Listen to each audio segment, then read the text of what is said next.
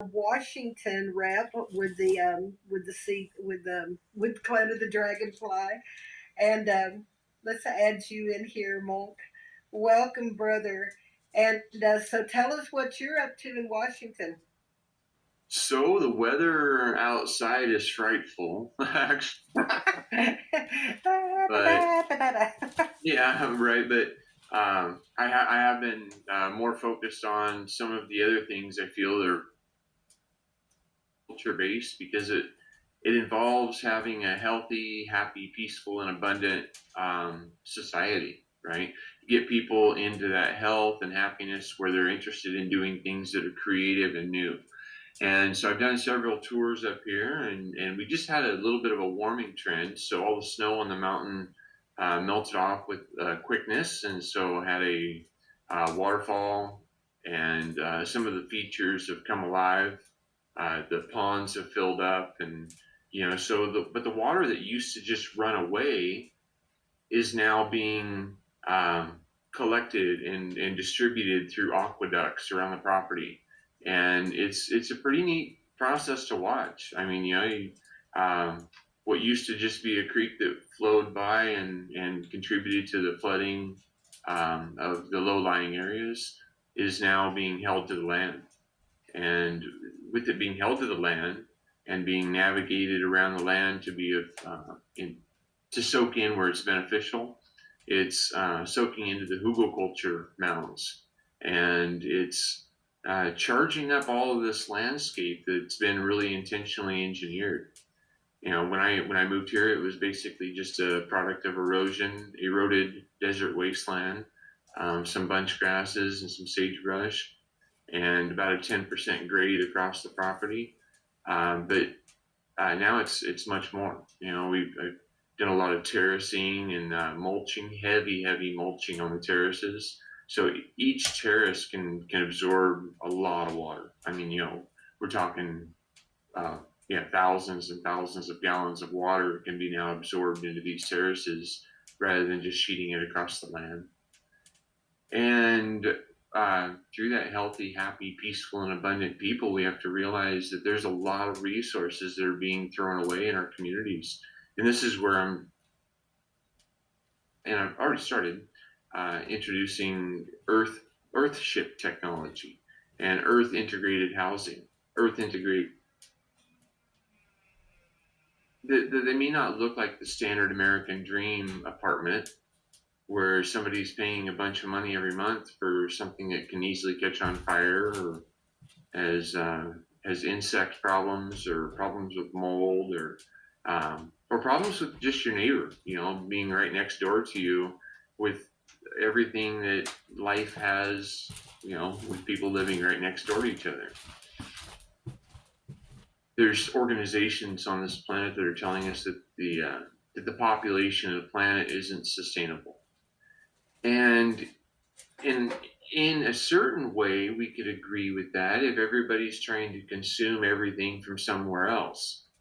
But when we recognize our role as a creator and how we can grow our food locally, like Mike was suggesting, there's a lot of areas that are very fertile, but they're only growing grass.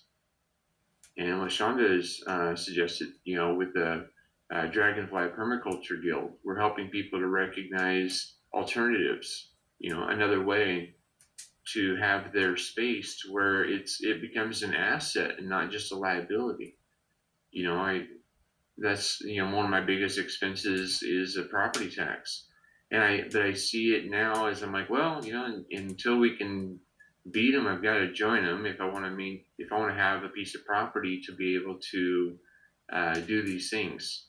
And so having a space to be able to create and show the things that we want to see happen in the world, it does take us a bit of an investment.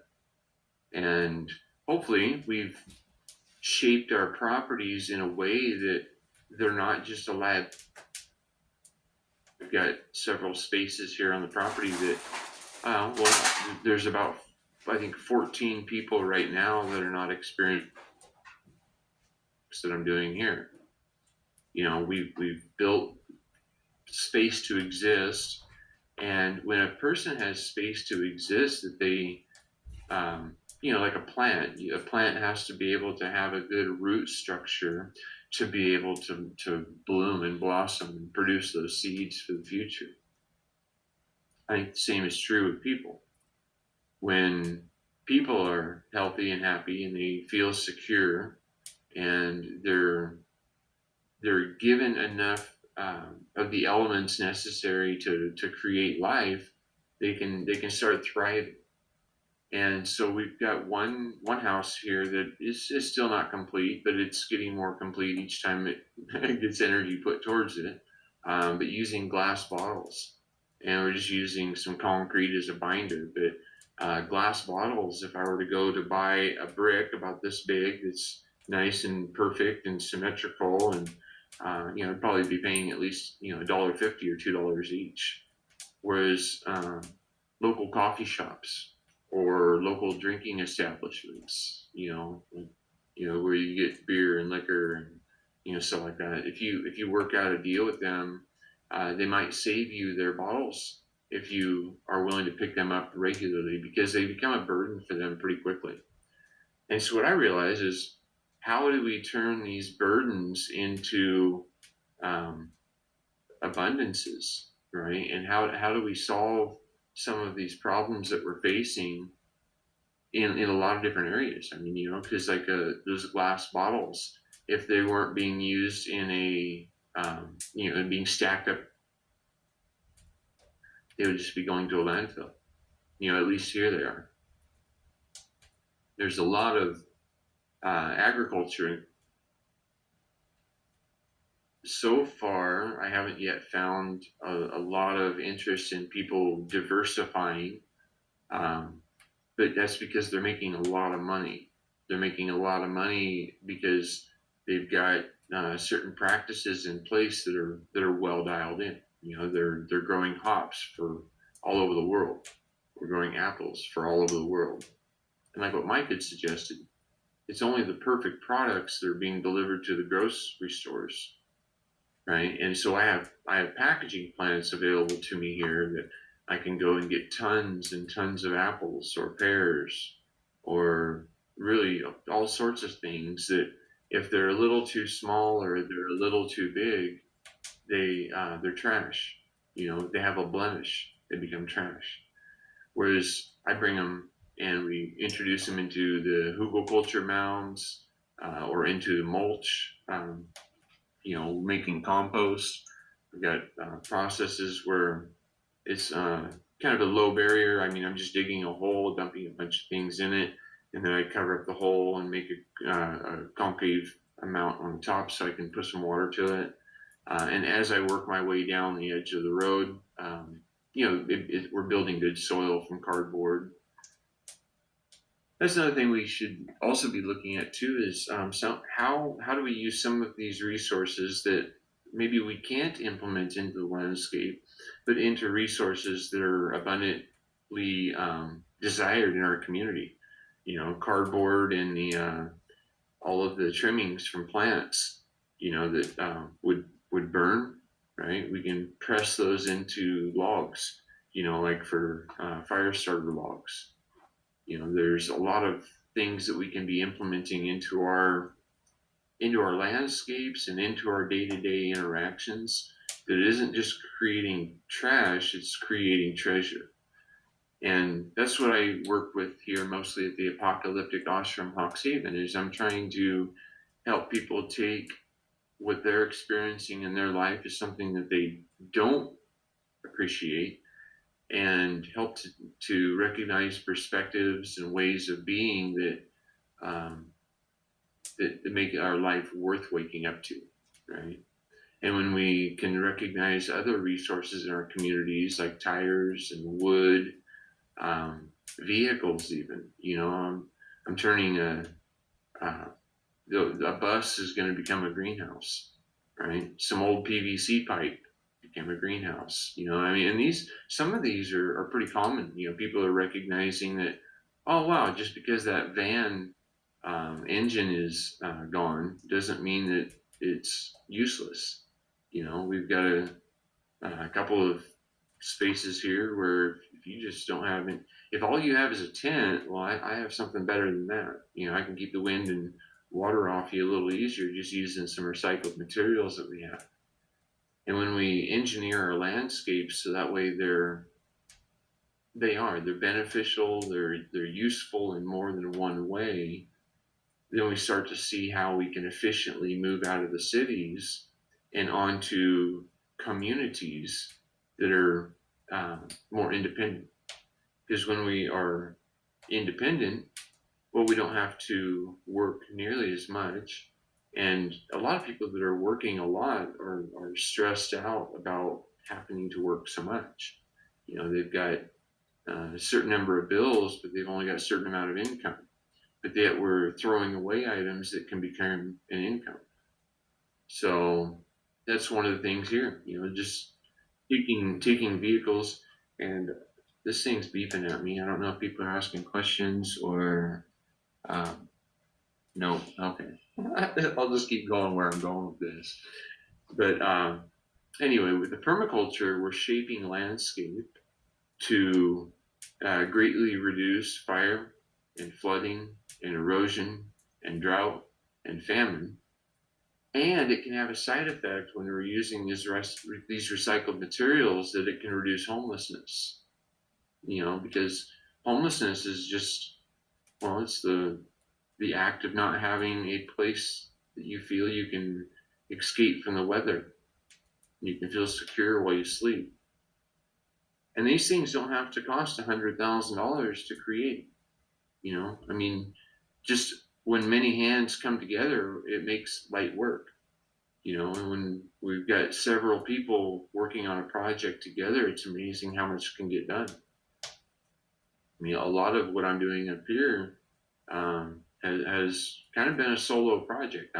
I live outside the city, and so there's not a whole lot of people just coming by to saying, "Hey, can I volunteer?" But that's what I'm also working towards getting in place is opportunities for those that need to do community service to come up and experience another way.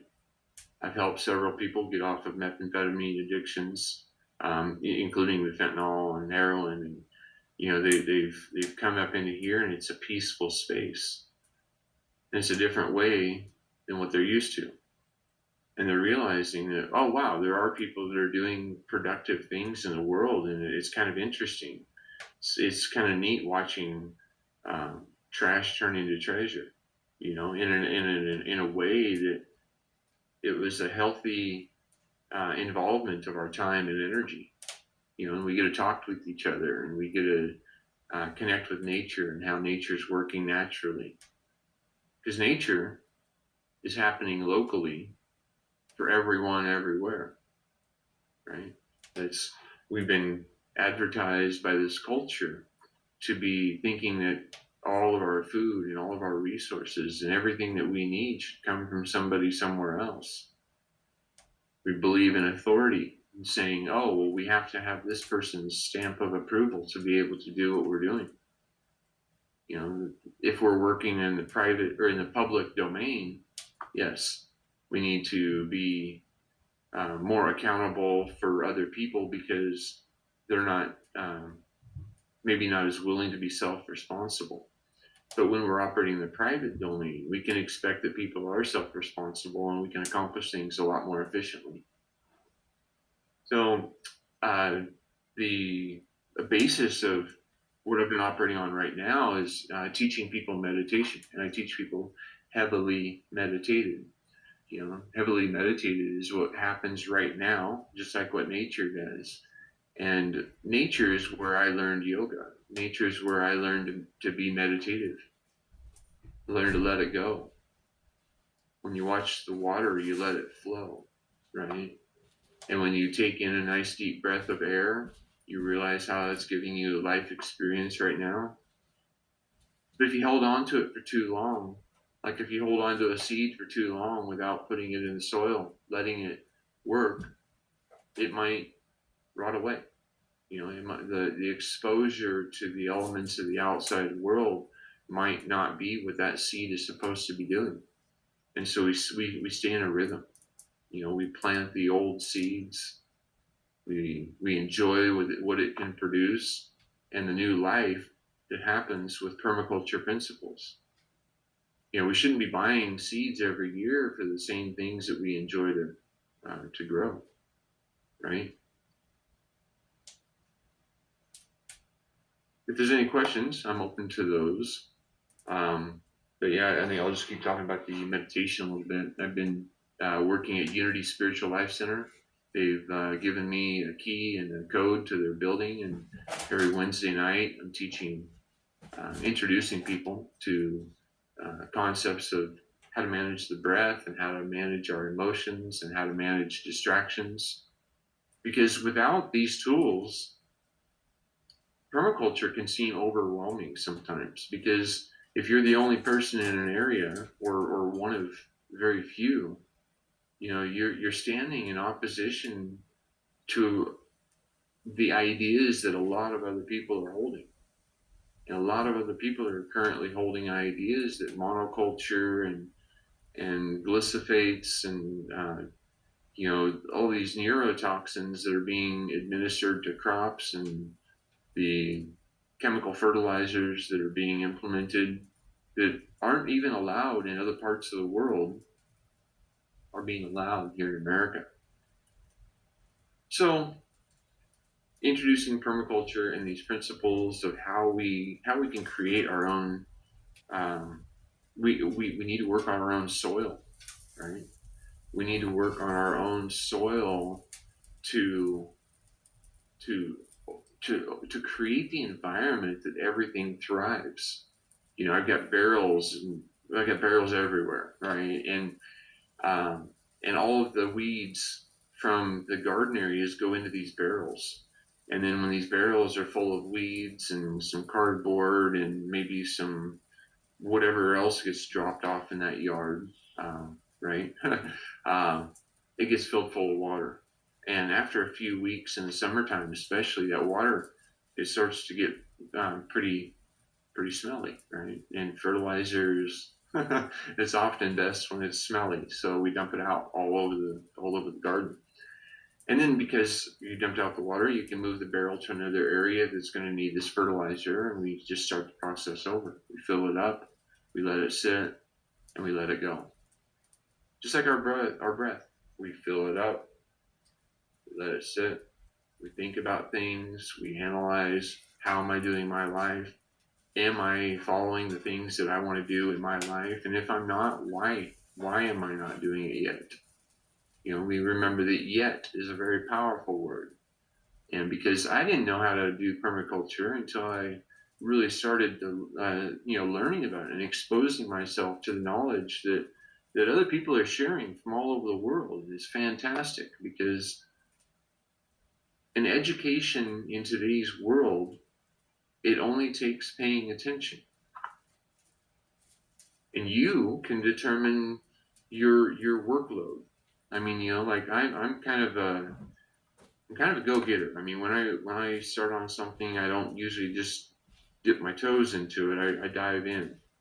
And if I were to be going to a school, I might get a few hours a day of instruction. Whereas with this internet in front of us, right, I can have 16 hours a day of instruction.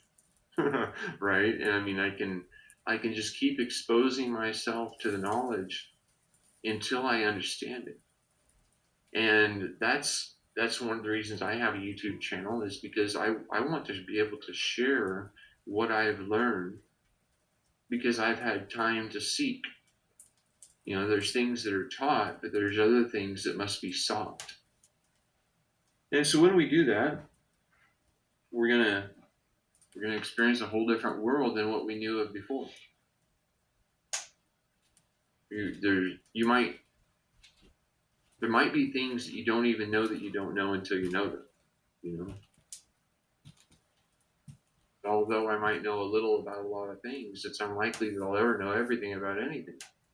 Right? It's a mouthful. Say that 3 times fast. But when we start to take in these principles and we put them into our day-to-day interactions with people and our landscapes, and I started watching the landscape and I started saying, "Oh wow, well, It'd be kind of cool if that water all didn't just run away. So I started digging holes. I started diverting the water to where it makes a benefit to the land instead of a detriment. And when we start improving the soil conditions, I've been picking up leaves. Every time I go into town, I find people that have raked up all their leaves off their lawn, and they have them in a big, heavy duty construction bag that almost is more than I can pick up to put in my truck. But for the ones that I can get into my truck, I bring them up here and I throw them all over the place. And I'm not just mulching the terraces, I'm mulching the hillsides, I'm mulching across areas. I'm doing everything I can to capture the moisture that's available from the air, the moisture that falls out of the sky, um, the dew points that can be created, by shaping the dirt. When we create air wells and air dams, we can even capture the humidity out of the air in the desert.